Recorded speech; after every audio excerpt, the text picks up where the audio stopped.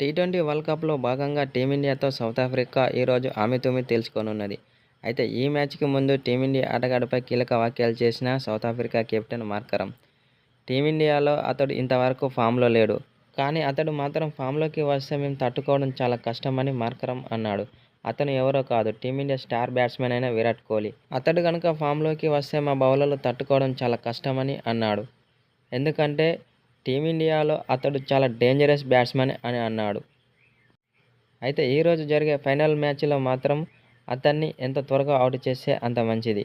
లేకుంటే మేము భారీ మూల్యం చెల్లించుకోవాల్సి వస్తుందని అన్నాడు. అతన్ని 10 బంతుల్లోపు అవుట్ చేస్తే చాలా మంచిదని అన్నాడు. అతడు గనుక క్రీజులో నిలదొక్కితే మాత్రం ఆకాశమే హద్దుగా చెలరేగిపోయి బౌండరీల వర్షం కురిపించడం ఖాయమని అన్నాడు. కాబట్టి ఈరోజు జరిగే ఫైనల్ మ్యాచ్లో అతన్ని 10 బంతుల్లోపు అవుట్ చేయాలి.